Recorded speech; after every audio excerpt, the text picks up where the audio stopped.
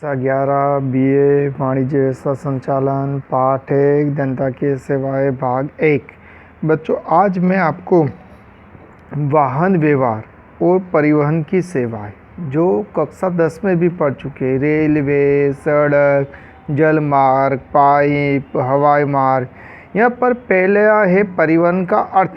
तो सबको मालूम है कि परिवहन का मतलब होता है वाहन होना, एक जगह से दूसरी जगह पर जाना।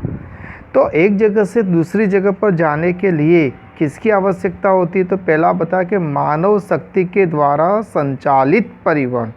तो मानव शक्ति के द्वारा संचालित परिवहन पर्यावरण के लिए क्या होता है? अनुकूल होता है। उदाहरण रूप में मानव के द्वारा कैसे संचालन होता है? तो एग्जाम्पल के रूप में कोलकाता में मानव परिवहन के लिए आज भी पैडल रिक्शा का उपयोग किया जाता है।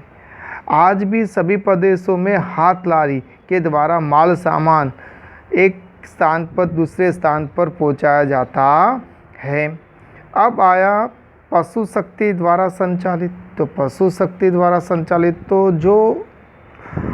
जो कम दूरी के लिए हम किसका उपयोग करते हैं? पशु शक्ति संचालित का उपयोग करते। इसमें घोड़ा गाड़ी, बैलगाड़ी आदि का समावेश होता है। सबसे महंगा तीसरा हवाई मार्ग। जो हवाई मार्ग सबसे लंबी दूरी के लिए हवाई मार्ग अनुकूल है, पर हवाई मार्ग सबसे महंगा सिद्ध होता है। हवाई के लिए सबसे ज़्यादा क्या ज़रूरी है? तो रनवे होना चाहिए। रनवे नहीं है तो हवाई सेवा उपलब्ध नहीं है। पर बहुत सारे पर्वतीय विस्तारों में जहाँ रनवे नहीं है वहाँ हेलीकॉप्टर, जैसे एग्जाम्पल के रूप में 10वीं में पढ़ चुके हैं कि ONGC की दुर्घटना के लिए पवनहंस हेलीकॉप्टर उपयोगी है। ऐसे दुर्गम विस्तारों में हेलीकॉप्टर का क्या किया जाता है? उपयोग किया जाता है। रेल मार्ग के विषय सब जानते हैं कि पहले डीजल विद्युत इंजन बराबर रेलवे द्वारा मनुष्य का माल सामग्री का धीरे धीरे क्या होता है? परिवहन होता है। पर डीजल विद्युत इंजन का उपयोग चालक बल था। बाद में धीरे धीरे हर एक डब्बा में चालक शक्ति होती है। इसे हम मल्टीपल यूनिट ट्रेन भी कहते हैं। अब धीरे धीरे हम देखते हैं कि गुरुत्वाकर्षण, चुंबकीय शक्ति, जिसके कारण मेट्रो ट्रेन धीरे धीरे अस्तित्व में आई बराबर। अब देखते हैं कि शहरी विस्तारों को जोड़ने वाली एक शहर अथवा तो एक राज्य और दूसरा राज्य, एक बड़ा शहर से दूसरे बड़े शहर को जोड़ने वाली मध्यस्थ चलने वाली रेल वाहन व्यवहार की रीढ़ की हड्डी क्या होती है? सिद्ध होती है। अब आया सड़क मार्ग। हम देखते हैं कि सड़क एक मार्ग दूसरे मार्ग के साथ क्या हुआ होता है? जुड़ा हुआ होता है। सड़क मार्ग के में ऐसा होता है कि माल सामान हमारे घर के दरवाजे तक पहुंच जाता है।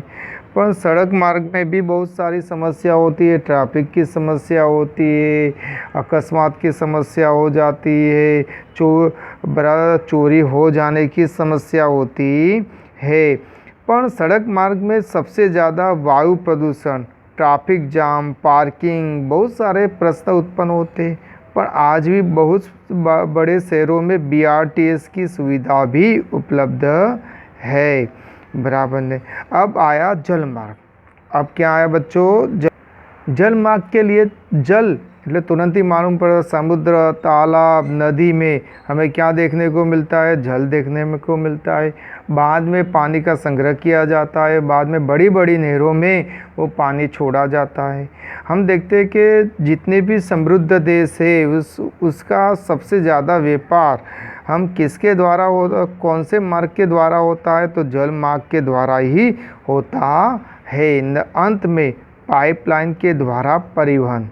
तो तरल और गैस जैसे उत्पादन लाइन अधिक उपयोगी होती है। तरल कचरे के निकास और पानी, पेट्रोलियम, प्राकृतिक गैस आदि के लिए हम किसका उपयोग करते हैं? तो पाइपलाइन परिवहन का उपयोग करते हैं। इसके साथ बच्चों आपका पाठ 1 पाठ 2 दोनों पूरा हो गया। दंताकीय सेवाएं भाग 1 भाग 2 ये दोनों पाठ परीक्षा में आने वाले हैं। जो चलाया है उतना आपको क्या करना है बच्चों? याद करना है। धन्यवाद।